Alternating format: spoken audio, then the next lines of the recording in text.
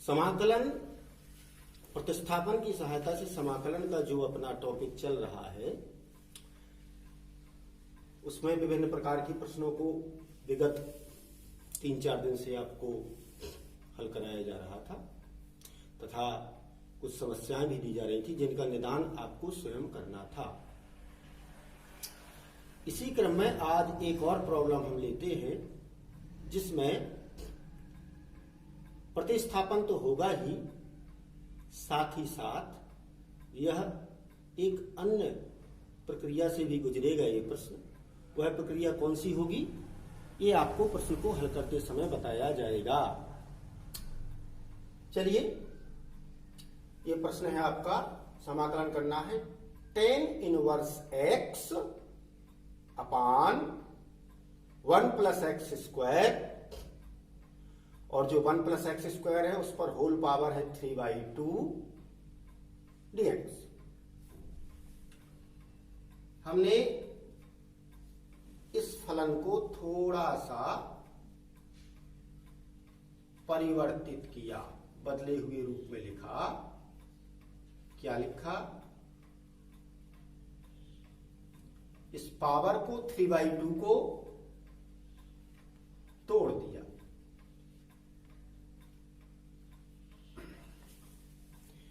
Three by two, 1 power 1 plus x square पर और 1 plus x square पर 1/2 power, total 1 plus 1/2 equal 3/2। ये हो गया।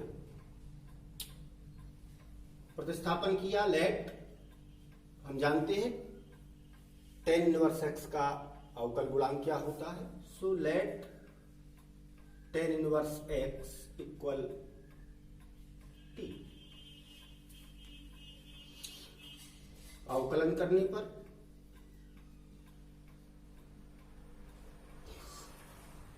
tan इनवर्स x का अवकलन 1 upon 1 plus x square dx equal dt।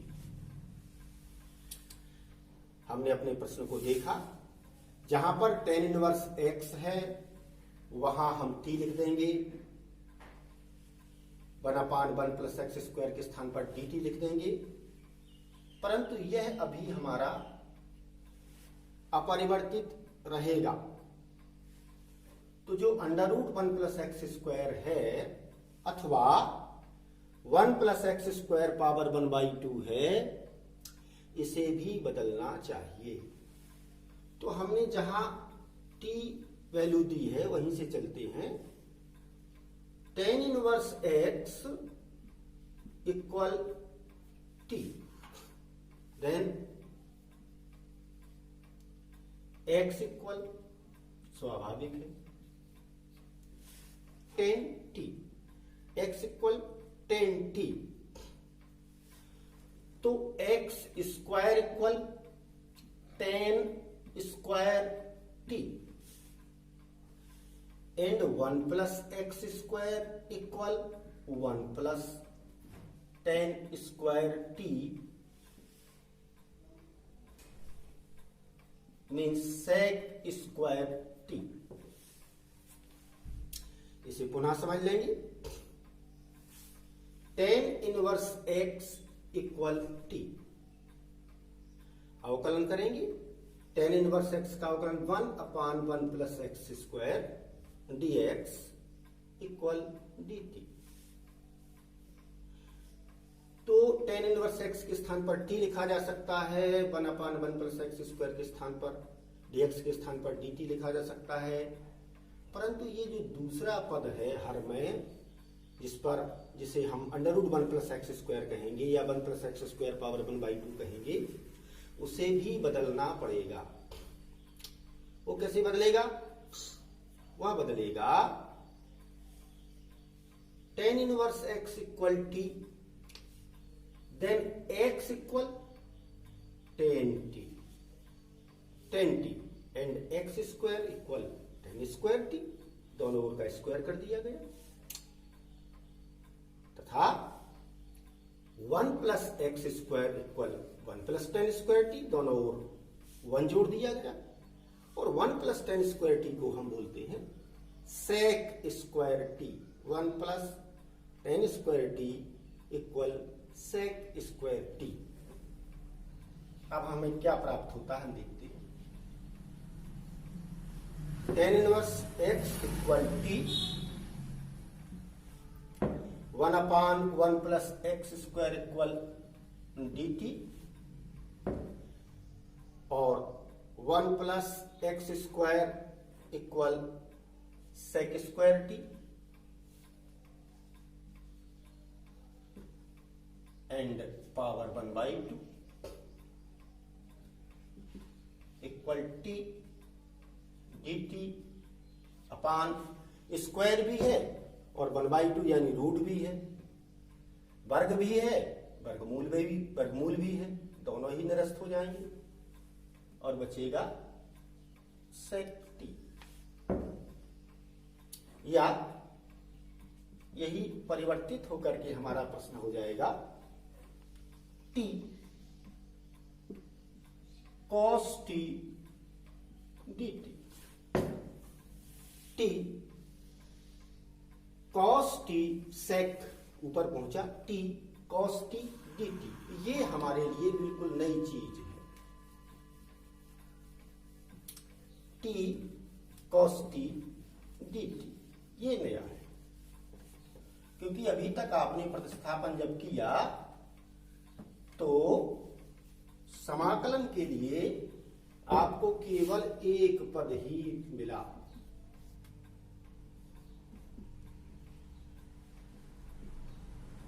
दूसरा नहीं मिला। यहां पर दो चरों के गुणनफल का समाकलन है। इसे हम इंटीग्रेशन बाय पार्ट या हिंदी में बोलते हैं खंडशः समाकलन, इंटीग्रेशन बाय पार्ट। चलिए इसे हम खंडशः अवकलन से जोड़ते हैं। ध्यान करिए, जब आपने दो फलनों के गुणनफल का अवकलन किया था तो फार्मूला था first function and differentiation of second and plus second function and differentiation of first. जिस प्रकार से आपने खंडशः अवकलन किया था वैसे ही आप करेंगे खंडशः समाकलन। कैसा? यदि आपको दो फलनों के गुणनफल का समाकलन करने के लिए पड़ जाए तो क्या फार्मूला बनेगा? First function integration of second function minus integration differentiation of first integration of second function और इन दोनों के मल्टीप्लीकेशन से जो मिलेगा वह भी समाकलित तो होगा ही।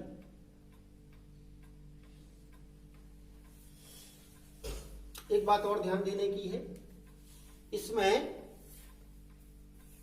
फर्स्ट फंक्शन का चुनाव बड़े विवेकपूर्ण तरीके से और बड़ी ही सावधानी से किया जाता है, क्योंकि यहां तक तो ठीक है, फर्स्ट फंक्शन और इंटीग्रेशन ऑफ सेकंड, पहला पद लिख दिया जाएगा और दूसरे को समाकलित कर देंगे। हमारे पास जो समस्या है उसमें हमारे पास दोनों ही पदों के समाकलन के सूत्र हैं, कॉस टी का भी होता है और टी का भी होता है, परंतु जो इसका सेकंड पार्ट है उसको बहुत सावधानी से समझना है। उसमें फर्स्ट का डिफरेंशिएशन है, सेकंड का इंटीग्रेशन है। फर्स्ट के डिफरेंशिएशन और सेकंड के इंटीग्रेशन से जो मिलता है उसका भी समाकलन करना है। तो ऐसी स्थिति में हमें सदैव यह ध्यान रखना चाहिए कि जो हमारा फर्स्ट का डिफरेंशिएशन है उसका सेकंड के साथ इंटीग्रेशन, जो सेकंड का इंटीग्रेशन है उसके साथ जो दोनों का गुणनफल आए वह भी समाकलित हो जाए।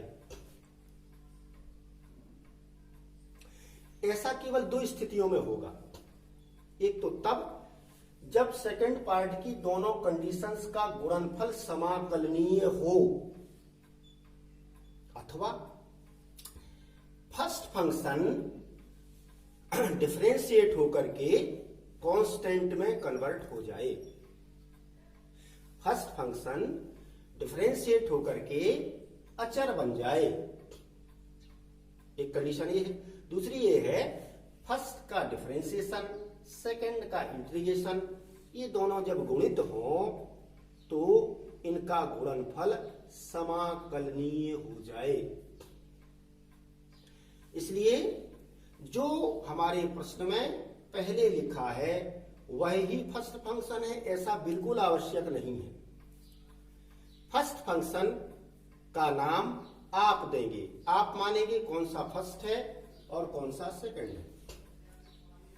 ये फर्स्ट और सेकंड फंक्शन मानते समय ही आपको पूरी सावधानी बरतनी है। आपके मन में ये बात पहले से ही पूर्वाभास से आपको पता कर लेनी चाहिए कि क्या पहले का अवकलन और दूसरे का समाकलन, इनके गुणनफल से जो राशि मिलेगी क्या वह समाकलनीय होगी, अथवा जिसे आप फर्स्ट फंक्शन मान रहे हैं उसके डिफरेंशिएशन से वह कांस्टेंट में कन्वर्ट हो जाएगा। ये जो प्रश्न है इसमें देखते ही पता चल जाता है कि जब हम t का डिफरेंशिएशन करेंगे, t को जब हम डिफरेंशिएट करेंगे तो वह 1 बन जाएगा। t को t के सापेक्ष डिफरेंशिएट करेंगे तो वह 1 बन जाएगा, अर्थात कांस्टेंट बन जाएगा। केवल सेकंड का इंटीग्रेशन होगा। इस प्रकार से हमारा जो द्वितीय भाग है वह समाकलन के हल की दिशा में बढ़ेगा। ये आपको नोट करना है, फार्मूला विशेष तौर पर याद रखना है। प्रयुक्त करते हैं, फार्मूले का प्रयोग करते हैं। तो जैसा कि आपको बताया गया, फर्स्ट फंक्शन आपका टी हो गया, सेकंड का इंटीग्रेशन करेंगे माइनस समाकलन करेंगे, लेकिन समाकलन के पूर्व पहले डिफरेंशिएट करेंगे फर्स्ट को, इंटीग्रेशन करेंगे सेकंड का, तथा जैसा कि आपको कहा गया कि इनका जो गुणनफल है उसे भी समाकलित किया जाएगा। cos t का समाकलन sin t और t का समाकलन t का अवकलन t के सापेक्ष 1, यही हम चाहते थे। cos t का sin t हमने देखा पहला फंक्शन जो हमारा t है उसका अवकलन और दूसरे का समाकलन से जो मिला वह भी समाकलनीय है।